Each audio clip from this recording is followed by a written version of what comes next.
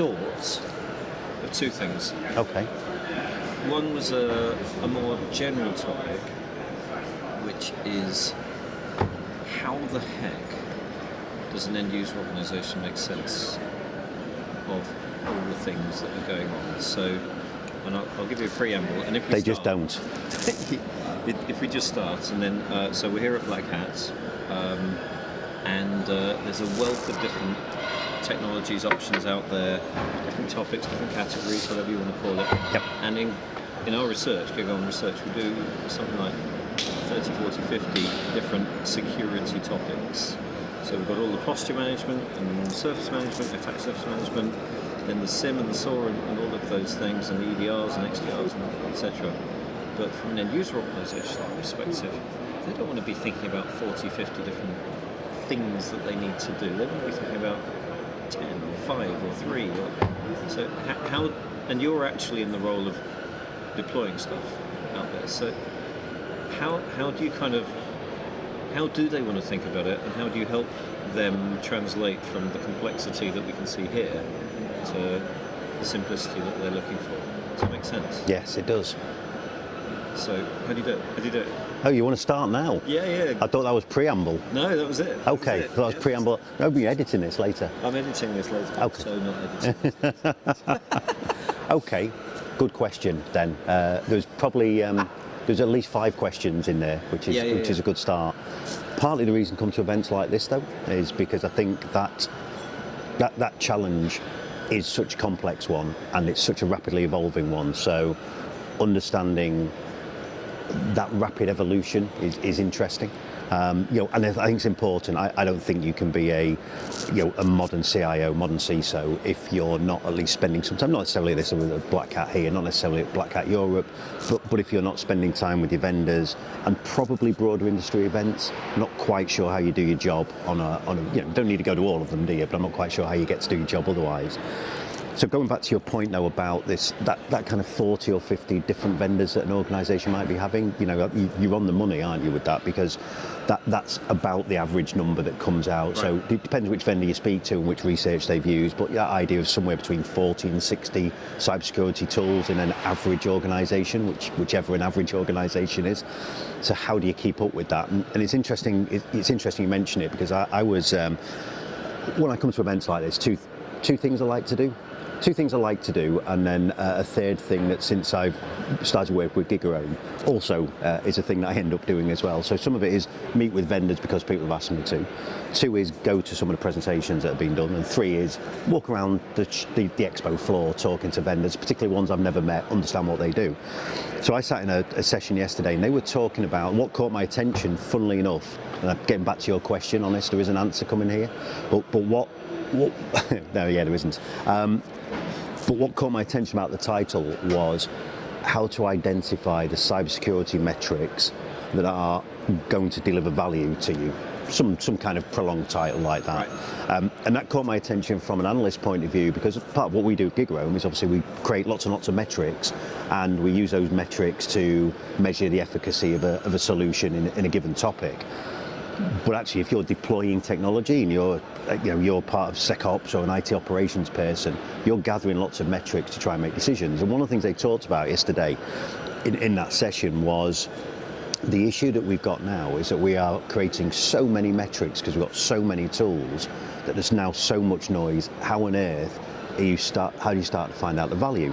So the really long answer to your question here is that what they talked about yesterday, and it was a really smart approach, and something that I'm taking back with me from here, was the idea that now you need to step back a little bit, and as an organisation you've got all these metrics, you've played with all these metrics, but now as an organisation what you need to have a think about is what metrics actually matter. What do we need to know as a business? Because what that'll allow you to do is, one, is reduce the noise a little bit, but also to potentially to start to reduce the amount of tools that you've got delivering those metrics. If you decide metric A is no longer of any real value to you, well, why have we got tool A giving that metric in the first place? And if it doesn't do anything other than give you that metric pretty much, then let's take it out, because actually we don't need any more. And I thought it was a really interesting approach to that. It's almost we've done all this stuff now. I talked right at the beginning about you come to events like this because this is an evolving space.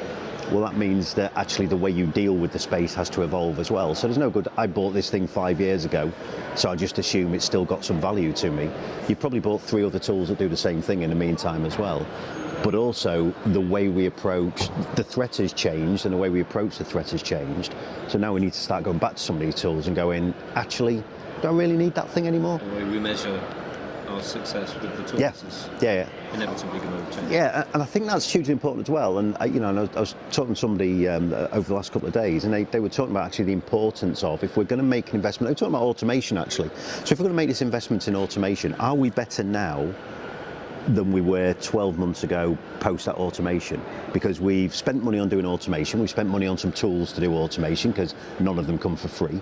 So we spent some money on those tools, and we got sold the. I've mentioned to a couple of vendors. One of the things I've started doing whenever I get introduced to people now, in my CTO role that I have outside of the work I do with you guys, was when I get asked what I do is my answer now is that I take vendors' dreams and visions and turn them into, or lies, as they're better known a lot of the time, and turn them into the reality for what customers are asking for. Yeah, vendors have aspirations that their thing's going to change the world for you, and then there's a reality of what the customer wants at the other end. But that kind of consolidation and understanding and being able to measure that kind of pre this thing that we did and post this thing that we did, can we show improvements, and then has that thing that we've done had some real value? I'm going to ask again, Mr. Dumb questions to this. That's good. Dumb answers are coming aplenty, so go for it. But ultimately, here's my hypothesis: the only measure that matters is risk. And there's ways of dividing down that risk into reputational or business risk or technical risk. So are you going to lose data and therefore it's going to slow you down? Are you going to compromise data and therefore it's going to mess you up? Are you going to expose data and therefore your customers are going to be very happy about it and the compliance is going to be on you like a ton of bricks? But then there's all the other measures of, you can get risk down, but then you're spending an absolute crap load of money on doing that, far more than you need to. So obviously you then got the cost and then you've got the efficiency and so on and so forth. But are organisations thinking it in that way? Because that's my old school way of viewing it. Or maybe it's moved on. I think you're on the money. Actually, I think as an industry, we all live in a little echo chamber, don't we? So whenever I say I think in the industry, it means the bit of the industry that I see, which is this little tiny bit just here. But I think that bit of the industry I'm seeing, I think we are indeed, and in customer conversations, I think there's a lot more conversation now about risk, because they're starting to understand that balance of there's spend and there's risk, and you're trying to find this balance all the time of how much risk am I happy, because you're never going to get rid of all of the risk. The risk of doesn't matter how many security tools you put in place. In reality, the risk of me or you or our equivalents doing something stupid that then exposes our business to a vulnerability. And this is before we get into what we were talking about before about AI agents trying to befriend other AI agents to encourage them to do malicious activity, which is a whole different conversation. Social engineering. It's very much that. But that's a different show. But that idea of understanding risk, I think, increasingly is becoming the norm. I think certainly the people I speak to are starting to understand that it is about risk management. I mean, I will always talk to people when they talk about security. It's around risk management, really. You are, because you can't remove all of the security threats. You can't necessarily deal with all of the incidents. So what you've got to look at is, where's the real risk to me as a business? If I give you a parallel, I suppose, one of the criticisms of CVEs and the way that CVEs are used is that people will look at it and go, well, this CVE's got a 9.8, so it must be a massive risk. But then there's no context around it. So what they don't look at, for example, is, has that CVE ever been seen in the wild? Because if it hasn't, then what's the risk of me being the first organisation to see it?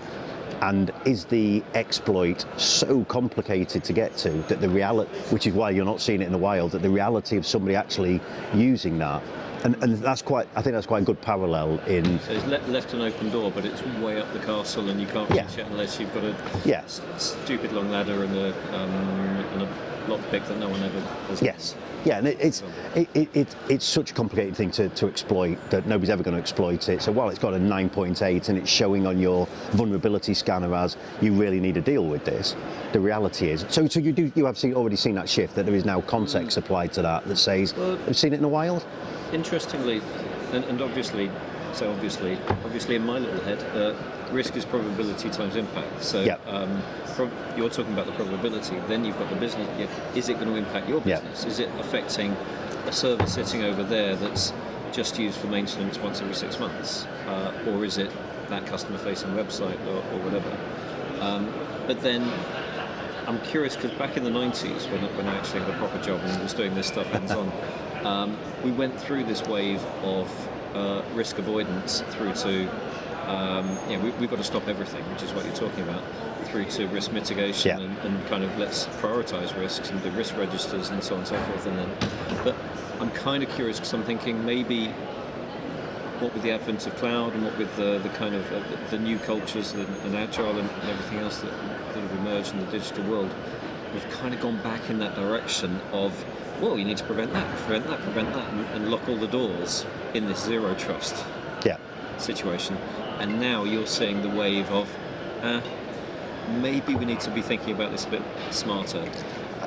So it's a really good point, and actually it's an interesting parallel that you raise, because let's have an argument while we're recording this. Let's do actual arguing. He's way taller than me. I mean, you can't say we're sat down, but lots of people are. So I will question your definition of zero trust then for a moment. So zero trust as something that's trying to stop everything is probably not true of zero trust, and that's what zero trust is. So one of my favourite things is vendors who try and sell you zero trust like it's a thing. Zero trust in reality is an approach, and technology can help underpin that approach. But anyway, that's a personal argument with myself. But what zero trust? I don't need to be involved in this. No, I'll just crop myself in here later and argue with myself. But what zero trust allows you to do, and this is where it is a good example of being smarter. So if you take zero trust as an example, that example was that what we used to do was implicit trust. So you log on to something, John's logged on, I've accepted his username and password. Everything John does now inside of that secure bubble of resources that I've now given him access to, everything you do from the point you log in must be absolutely valid, and there's no malicious activity whatsoever. Mm-hmm. The problem with that is that when your account's been compromised, you logging on is the only non-malicious thing that you're doing, in that you've logged on. Everything else that your compromised account now tries to do is malicious. But if we're doing implicit trust, then we're not being very smart. So what's the opposite of that? What would be blocking it means we just don't ever let John log on. Well, that's not the reality either. We can't do that. So what zero trust allows us to do is we allow John to log on, but it's no longer implicit trust. What it is we are trusting you for now, and then we're going to keep an eye on everything that you do until you do something that means we don't trust you anymore. And so it's this kind of continuous evaluation of is the activity you're doing an appropriate activity, or is it potentially malicious activity, and then how do we do about that? It's going to be a very disappointing argument, because I agree with everything you say. Damn. That's not making good TV. You argued with yourself more than I'm going to be able to argue. Nothing new there. But I think that rather than, as you say, the old castle, once you're in kind of defence in depth model, I'm mixing two things there. But the idea of once you're inside the castle, then you can do whatever you like, that's changed. Absolutely, yeah. But now, despite that, to your point around CVEs, where there's problems everywhere, you've got to fix everything, etc., and we need to move beyond that. So within the new architectures that we've now got, we now need to be thinking a bit more smartly about what's the overall, and it goes into the kind of posture management, surface management kind of stuff of, we need to be able to grade our architecture in terms of its actual risk level, how exposed are we, but from a business perspective as well, and then we can put in place the things. So I'm kind of talking myself into needing to buy a tool at this point, because I'm thinking maybe that in order to cut through the 50 tools, the first thing we need to have is a view of the posture that we've got, and then we can decide which of the tools that we've got are actually responding to that posture. Yeah. Because we've got a clearer picture of how exposed we are as an organisation. Well, buying a tool plays back on the idea of vendors' hopes and dreams. That this hope and dream is that I've got the tool that fixes all of that. But I think the reality is actually, and it's a really good question because it brings together nicely what we've talked about, I think, that the reality of that is it's a mix of all of these things that we've talked about. It's a mix of understanding what metrics are important to you. So understanding what information I've gathered, what's important, balancing that with risk. So what's the risk of something being exploited from a technology point of view, and then what's the impact on the business, which is a great point that you made before. The impact on the business is because something might be at risk, but if the impact is minimal, because we've got limited budgets, haven't we? We're talking about if we're going to go and buy a tool, so you've got a limited budget to buy that tool. And you've got a limited IT budget, so where do you spend that? Where do you get the bang for the buck, pretty much? Mm-hmm. And so that's understanding that piece you talked about before, about there's a risk, it's a risk to the business, so we've identified that from a technology point of view, but how big a risk to the business, and is it a priority then? And then we prioritise those risks. So there's a whole bunch of things to unpack in what you asked. So I think for me, one of them is that you need to do that little piece of work that says, let's understand where our security controls are. Firstly, let's understand where our risks are. Let's understand what matters to us as an organisation. So rolling back to that idea of understanding the metrics that are important. So get rid of some of the noise. What's the metrics that are important that will allow us to make a decision? Then look at, okay, well, if these are the things these are the metrics that are important, how do we measure those metrics? And then where the risks are, how do we put controls in place to mitigate those risks? And then do that kind of posture management piece that you've talked about, which is, are the tools that we've got in place, and this is just the internal stuff, then you've got to deal with external stuff as well, which is a whole another conversation, but same process.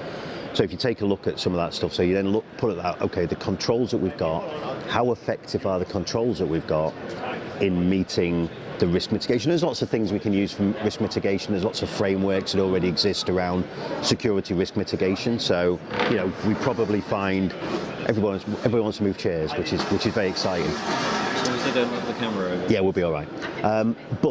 So there is that piece around find a framework that's a good fit for you, whether it's NIST or whether it's something else. Find a framework that allows you to have some at least basic framework approach to dealing with risk. Then look at how your tools are dealing with that risk, and then ultimately, if we've got a gap, is there a tool that we can go and find that fills that gap? About the NIST stuff, because it essentially says here's 6 areas, yep. And it could be that there's a 7th that maybe is important to your organisation, but yep. At least have the 6 as a checkbox. Am I dealing with detection? Am I dealing with how I respond? Am I dealing with vulnerabilities, yep. and so on and so forth? So it gives you that. Not Pareto principle so much as probably law of diminishing returns. Just cover the easy stuff that's there. Don't try and fix for everything until you fix for the most common things that people are trying to do. Yeah. Right now. Yeah, and I think to quote another podcast that I do, where we do tech takeaways. Who knew? Quick advert. I thought I'd plug it. But if you think about what are the takeaways from this conversation for us, I think, for me, I would be looking at, going back to your question, what should I be considering as an organisation? I think the starting point is probably to take a step back.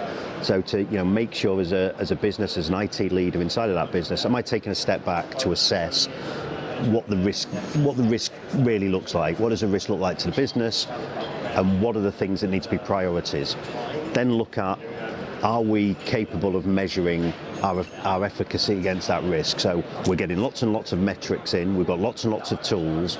Are those effective in helping us avoid the risks that we see as important to a business?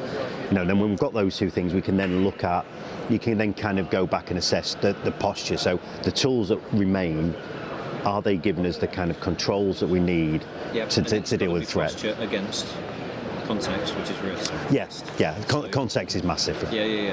And on that note, I'm reminded, because some organisations like where Facebook started, for example, it had a pretty high tolerance for business risk. It was playing fast and loose with customer data, didn't mind growth was everything, just growth against all. And so it was prepared to manage all other risks, just get out of the way, we want to move as fast as we possibly can. So it does ultimately boil down to the business. Oh, assessing and taking those risks on. Yeah. It's not a technical conversation at that point. Oh, it's it probably never is a technical conversation. To deliver those kind of, to deliver projects around kind of any kind of risk and deliver projects around security, it should never be never be is probably a bit of a strong phrase. In most cases, it should not be technically led, because because whatever you do in those kind of scenarios is going to have an impact on the way the company operates and the day-to-day workflow for people in that company. If everybody doesn't buy into why you're doing it in the first place, then those security projects are more than likely going to fail, because you'll get too much pushback from too many senior people saying you're just getting in the way.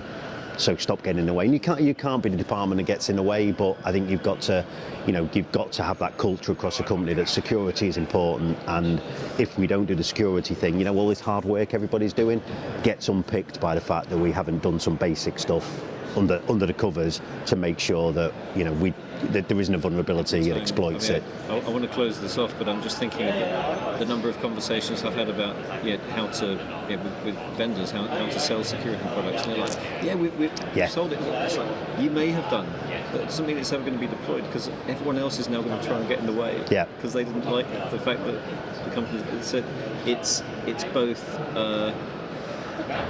Working towards something you want to deliver, and then working towards making sure that things aren't going to get in the way on both counts. I had a really good and a little plug for the guy I spoke to. I won't name the name, but he'll know who he is. We had a really interesting conversation with somebody yesterday, and so he's from a vendor, because I think that thing about vendors is really interesting. I've done this job for 30 plus years, and one of the things I've noticed is often how bad vendors can be at explaining and understanding why they might be valuable to a business.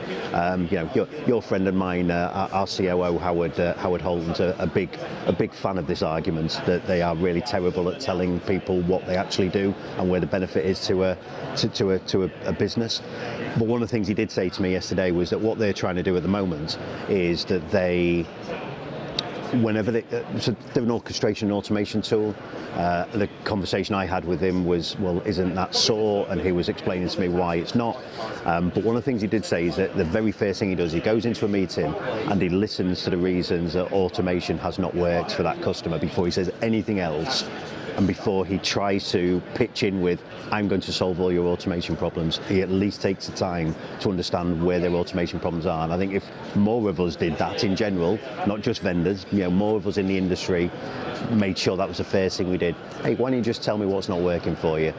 And maybe we'll get a lot better at finding the things that will work. Well, 2 takeaways for end users, 1 big takeaway for vendors. Thank you very much, Paul. Pleasure. And can I borrow your wallet? My wallet? Yes. Yeah, of course you can. Thanks. There you go. There should have been an